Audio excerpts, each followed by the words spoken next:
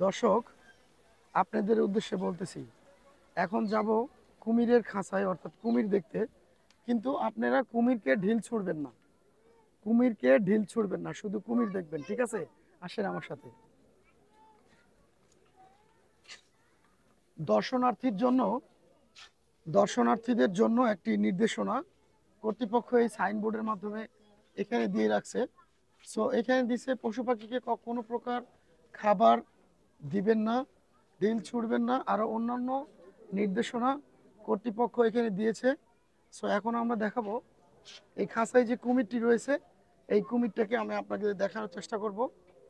এখানে লোনা পানির একটি কুমির, আর এই লোনা পানির কুমিরের এই খাঁচায় একটি লোনা পানি কুমির রয়েছে।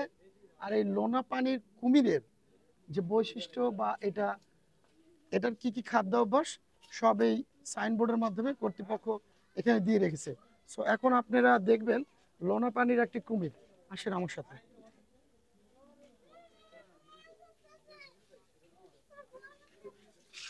এই সেই লোনা পানির কুমির, অনেক বড় কুমির, বিশাল কুমির, বিশাল বিশাল বিশাল কুমির, বিশাল কুমির এটা।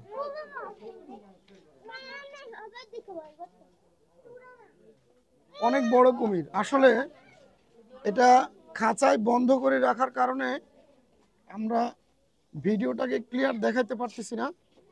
তারপরেও চেষ্টা করলাম খাঁচার ফাঁক দিয়ে ঝুম করে দেখানোর জন্য। কুমিরটি বর্তমানে ঘুমিয়ে রয়েছে, আর এটা হচ্ছে লোনা পানির কুমির। আমি একটু আগে যে সাইনবোর্ডের মাধ্যমে এই কুমিরের প্রজাতি আর এই কুমিরের বিভিন্ন ধরনের বর্ণনা দেখানোর চেষ্টা করেছি, এটাই সেই লোনা পানির কুমিরটি।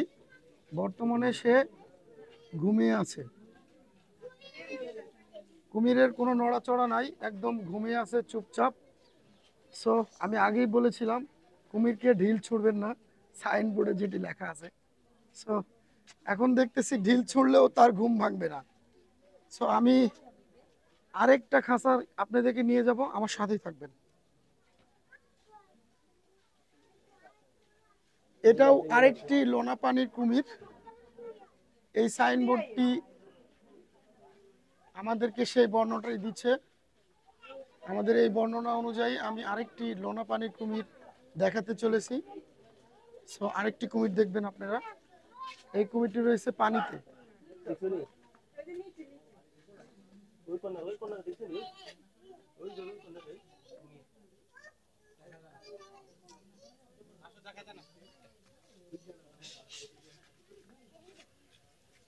আসলে খাঁচায় এত পরিমাণ নেট দেয়া যে কুমির দেখানো অসম্ভব হয়ে যাচ্ছে, কারণ এখানে অনেক দর্শক আছে যারা দেখতে পারতেছে না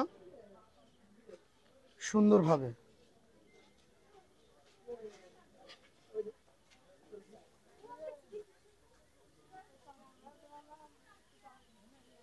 দর্শক,